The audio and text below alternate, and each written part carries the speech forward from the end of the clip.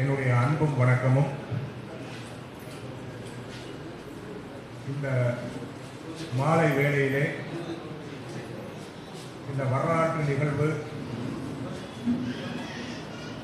எதற்காக நடைபெறுகிறது என்பதை பற்றி நீங்கள் நன்கு அறிவீர்கள். அதுவும் இந்த புதுக்கோட்டை மண்ணில் இத்தகைய ஒரு அரிய நிகழ்வு, புதுக்கோட்டை மண்ணின் பெருமை என்னவென்பதையெல்லாம் நீங்கள் நன்கு அறிவீர்கள். இந்த நிகழ்வுக்கு அழைக்கும் போதே நான் தோழர் அண்டனூர் சுறாவிடம் சொன்னேன், 100 ஆண்டுகளுக்கு முன்பு இங்கு நடத்தப்பட்ட ஒரு சிற்றிதழை பற்றியும், 100 ஆண்டுகளுக்கு முன்பு பிறந்து ஆந்திராவிற்கு சென்று அங்கு ஒரு சிறந்த ஒரு இலக்கியவாதியாக திகழ்ந்த ஒரு மனிதனை நூற்றாண்டு விழாவை கொண்டாடுவதும் நிறைய புத்தகங்களை வெளியிடுவதும் உண்மையிலேயே ஒரு அரிய வரலாற்று நிகழ்வு என்று நான் அவர்களை வாழ்த்தினேன். இந்த நிகழ்ச்சிக்கு தோழர் பாலா என்னை அழைக்கும் போது வாழ்த்துறையில் பேசுங்கள் என்று சொன்னார்கள். நான் எவ்வளவு நேரம் பேசலாம் என்று கேட்டேன். அவர் மிகுந்த தாராள மனதோடு ஒரு 5 நிமிடங்கள் பேசுங்கள் என்று சொன்னார்கள். அதற்கு மேல் நான் பேசினால் உங்களுக்கு அதிர்ஷ்டம் இல்லைன்னு அர்த்தம். 5 நிமிஷத்துல நான் முடிச்சிட்டேன்னா உங்களுக்கு அதிர்ஷ்டம் இருக்குன்னு அர்த்தம். எனவே இந்த நிகழ்வில் நிறைய விருந்தினர்கள் இங்கே வருகை தந்திருக்கின்றார்கள். எனக்கு என்ன அப்படின்னா, எப்படி சில பெயர்களை நாம் உச்சரிக்கிற பொழுது, மார்க்ஸ் என்று சொல்லுகிற பொழுது, லெனின் என்று சொல்லுகிற பொழுது, பிடல் காஸ்ட்ரோ என்று சொல்லுகிற பொழுது, ஓசிமின் என்று சொல்லுகிற பொழுது நமக்கு ஒரு சிறிதாகவோ பெரிதாகவோ ஒரு மின்சாரம் பாய்கின்ற ஒரு உணர்ச்சி ஏற்படும்.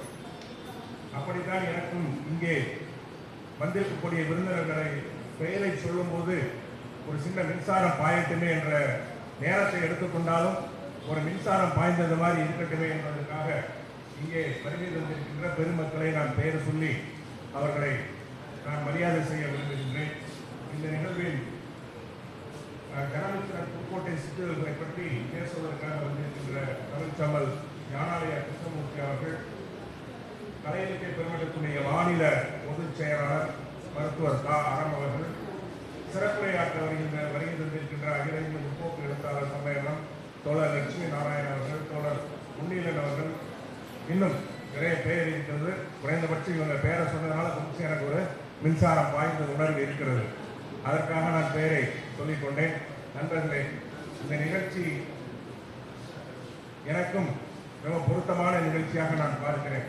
ஏன்னா நான் சிற்றிதழ் நடத்தினவன். 80களில் ஒரு சொன்னார் இல்லையா, நம்ம சோழச்சி சொன்னார், புதுக்கோட்டை மண்ணின் பெருமைகளெல்லாம் ரொம்ப அற்புதமாக சொன்னார். நான் மதுரை மாவட்டத்துக்காரன். புதுக்கோட்டைக்கு நான் இங்கே செட்டில் ஆகிட்டேன். புதுக்கோட்டைக்கு நான் வந்த பொழுது இந்த நகரத்துடைய அமைப்பு, இங்கே இருந்த ஏராளமான அந்த நீர்நிலைகள், குளங்கள் நல்லா பார்த்தது நல்லா தான் இருக்கு, இந்த ஊர் இங்கே இருந்துடும் அப்படின்னு இருந்துட்டேன். நண்பர்கள் எல்லாம் கேட்பாங்க, இப்பவும் கேட்பாங்க, அப்படி என்ன பிடிச்சி போய் இந்த ஊர்ல நீங்க இருந்துட்டீங்க அப்படின்னு. மதுரை மீனாட்சி அம்மன் கோயிலை சுற்றி உங்களுக்கு நல்லா தெரியும், 4 வீதிகள் வரும், வந்துகிட்டே இருக்கும். சித்திரை வீதி, ஆவணி மூல வீதி, மாசி வீதி என்ற வரிசையாக அந்த சதுரம் இருக்கும். அது மாதிரி அரண்மனையை மையப்படுத்தி அந்த தெற்கு, வடக்கு, கிழக்கு, மேற்கு என்று அருமையாக அந்த சதுர வடிவிலே இந்த வீதிகள், ஆங்காங்கே இருந்த அந்த நீர்நிலைகள், ஒரு அமைதியான சூழல் எனக்கு பிடித்து போனது. இன்னும் ஒரு படி மேலே போய் நான் ரொம்ப வேடிக்கையாக நண்பர்களிடம் சொல்லுவேன், புதுக்கோட்டையில் தாங்க இந்த முட்டை மாஸ் கிடைக்குது அப்படின்னு சொல்லுவேன். வேற எந்த ஊர்லேயும் இந்த முட்டை மாஸ் கிடையாது. இப்போதான் அதுக்கப்புறம் தான் அது பரவி இருக்கிறது. நிறைய ஊர்களுக்கு அந்த முட்டை மாஸ் பரவி இருக்கு. அப்படி ஒரு அருமையான கலை நகரம். நம்ம சாரதா எழுத்தாளர் கூட தெனாலியிலே போய், ஆந்திராவிலே தெனாலியிலே போய் அவர் செட்டில் ஆகிட்டார். அவங்களுடைய அக்காமார்களோட போய் அவங்களுடைய மாமன்மார்களோட தொழில் நடத்துகிறார். அதில் போய் இருந்து அங்கே எழுத்தாளராக ஒரு மிகப்பெரிய எழுத்தாளராக அவர் பரிணமித்திருக்கிறார். தெனாலி நகரத்தை பற்றி நான் இன்னைக்கு கொஞ்சம் எடுத்து பார்த்தேன். தெனாலி நகரம் ஆந்திராவில் பாரிஸ் என்று சொல்கிறார்கள். ஆந்திராவில் பாரிஸ் என்று அழைக்கப்படுகிறது. அப்ப தெனாலி நகரத்திற்கு மிகப்பெரிய பெருமைகள் நிறைய இருக்கிறது, நிறைய சொல்லலாம். பிரான்சிலே இருக்கிற பாரிஸ் நகரத்திற்கு போவதற்கு எழுத்தாளர்களும் கலைஞர்களும் விரும்புகிறார்கள். ஐரோப்பாவில் இருக்கிறவங்களுக்கு அது ரொம்ப ஒரு பெரிய கனவு. எனக்கு கூட ஒரு கனவு இருக்கு, பாரிஸ் நகரத்துக்கு போக வேண்டும் என்று. பாரிஸ் நகரத்தை பற்றி நிறைய விஷயங்கள் நான் கேள்விப்பட்டிருப்பதால் எனக்கு அந்த ஆசை இருக்கிறது. அப்படி ஒரு நகரத்திற்கு போய் அவர் ஒரு மிகச்சிறந்த எழுத்தாளராக உருவாகி இன்றைக்கு 100 ஆண்டுகள் கழித்து நாம் அவரை பற்றி கொண்டாடி கொண்டிருக்கிறோம். அதே போல இந்த ஜனமித்திரன் என்ற ஒரு சிற்றிதழ், அந்த சிற்றிதழை அதனுடைய 100வது ஆண்டை இன்றைக்கு நாம் கொண்டாடி கொண்டிருக்கிறோம். அன்றைக்கு அவர் எப்படியெல்லாம் ஐயா தான் அதை பற்றி ரொம்ப நிறைய சொல்ல இருக்கிறாங்க. அப்படி ஒரு அந்த காலத்தில் எப்படி சிற்றிதழ் நடத்துவது எவ்வளவு சிரமம், இப்ப நடத்தினா கூட அது எவ்வளவு சிரமம் என்பது தெரியும். நான் 3 சிற்றிதழ்கள் நடத்தினேன். விழி அப்படின்னு சொல்லிட்டு முதல்ல ஒரு சிற்றிதழ், அப்புறம் நாங்கள் திரைப்பட சங்கம் நடத்துகிற பொழுது சினிமா ரசனை என்கின்ற ஒரு சிற்றிதழை நடத்தினோம். அதற்கப்புறம் வாழ்க்கை என்ற ஒரு சிற்றிதழை நடத்தினோம். நான் இந்த சிற்றிதழ்கள் மட்டும் ஒரு சில விஷயங்களை சொல்லிவிட்டு நான் என்னுடைய வாழ்க்கையை நான் முடிக்க விரும்புகிறேன். இன்றைக்கும் வங்காளத்தில் மேற்கு வங்கம் என்று நாம் சொல்கிறோமோ, அந்த வங்காளத்தில் 70களில் 60களில் 70களில் 80களில் வங்காளத்தில் மட்டுமல்லாது அது மகாராஷ்டிரா, கேரளம், தமிழ்நாடு எல்லா மாநிலங்களிலுமே இந்த சிற்றிதழ்கள் மிக பிரமாதமாக வளர்ந்த ஒரு காலம். எந்த ஊருக்கு போனாலும் யாராவது ஒரு காலேஜில் படிக்கிற பையன் இலக்கியத்தில் ஆர்வம் இருக்கிற ஆட்கள் ஒரு சிற்றிதழ் நடத்திட்டு இருப்பாங்க. ஒரு 100 இதழ் அடிச்சு 200 இதழ் அடிச்சு சுற்றுக்கு விட்டுட்டு இருப்பாங்க.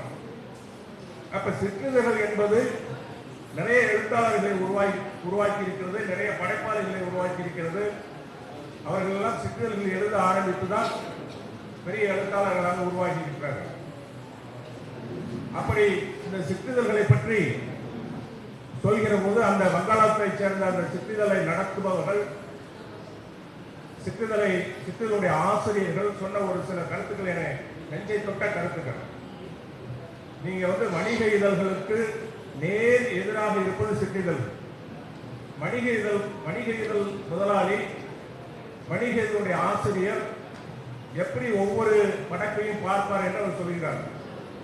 அந்த வணிக இதழை பொறுத்த அளவிற்கு ஒவ்வொரு வார்த்தையும் விற்பனைக்குரியதா என்று பார்ப்பார்கள் என்று அவர் சொல்கிறார்.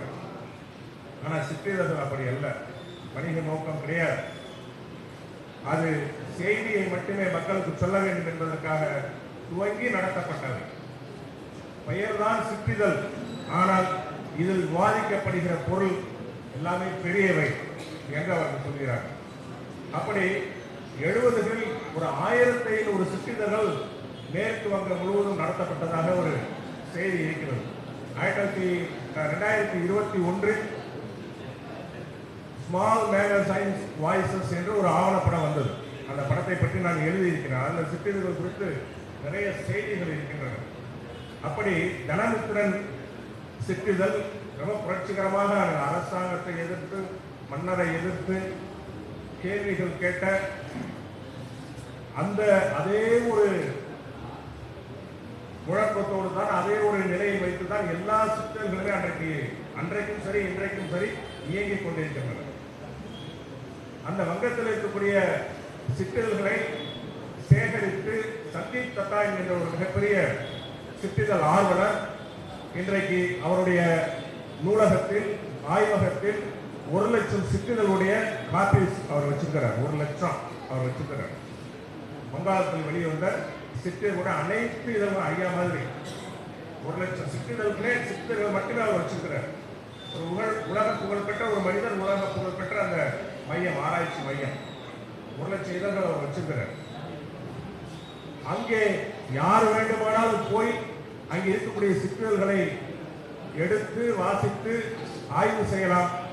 60 தலைப்புகளில் ஆய்வு செய்வதற்கான சிற்றிதழ்கள் அங்கே இருப்பதாக சொல்கிறார். 60 தலைப்புகள். அப்படி ஒரு மிகப்பெரிய ஒரு சிற்றிதழ் சுரங்கமாக அது இருந்து கொண்டிருக்கிறது. ஆனால் இன்றைக்கு சிற்றிதழ்லாம் இப்ப இல்லை, எல்லாம் ஸ்கிரீனுக்கு வந்தாச்சு. வணிக இதழ்கள் கூட விகடன்.com, குமுதம்.com என்று அவர்கள் இணைய இதழ்கள் நடத்த ஆரம்பித்து விட்டார்கள். யூடியூப்ல விகடன் டிவி, குமுதம் டிவி என்று அவர்களும் போட்டிக்கு வந்து விட்டார்கள். இங்கே சுயேட்சையாக நிறைய பேர் எப்படி தேர்தல் இருக்கிறோம் அது மாதிரி சுயேட்சையாக நிறைய யூடியூபர்ஸும் நிறைய பேர் பேச ஆரம்பிச்சிட்டாங்க. இப்போ எல்லாருமே பார்க்குற நிலைமைக்கு நம்ம வந்துட்டோம். எதையும் வாசிக்கிற நிலைமை இது இல்லை. இன்னைக்கு சிற்றிதழ் நடத்தினா வணிகர்களே இன்னைக்கு வாசிக்கிறதுக்கு ஆள் கிடையாது, சிற்றிதழ்கள் வாசிப்பதற்கு இன்றைக்கு ஆள் கிடையாது. எனவே எல்லாமே ஒரு காட்சி ஊடகத்தினுடைய ஒரு பார்வையாளர்களாக நாம் மாறிவிட்டோம். அப்படிப்பட்ட சூழலிலே இந்த ஒரு 3 நிகழ்வுகள் இந்த மண்ணில் நடைபெறுவது ஒரு மிகப்பெரிய நிகழ்வு. இதனை ஏற்பாடு செய்தவர்கள் கலை இருக்கை பெருமண்டலத்தைச் சேர்ந்த நம்முடைய தோழர்கள். இந்த நிகழ்வில் என்னை அழைத்து பேச வைத்ததற்காக அந்த கலை இருக்கை பெருமண்டலத்துடைய நிர்வாகிகள் அனைவருக்கும் ஆற்றல் சுழற்சி பாலா உள்ளிட்ட அனைத்து நிர்வாகிகளுக்கும் என்னுடைய வணக்கத்தையும் வாழ்த்தையும் சொல்லிக்கொண்டு வாய்ப்புக்கு நன்றி கூறி அமர்கின்றேன். வணக்கம். வாழ்த்துறை வழங்கிய கவிஞர் எஸ். இளங்கோ அவர்களை பாராட்டு விதமாக அவருக்கு சிறப்பு செய்வார் வம்பன் செவா அவர்கள் நினைவு பரிசு குறித்து சால்வை அளிப்பார்கள்.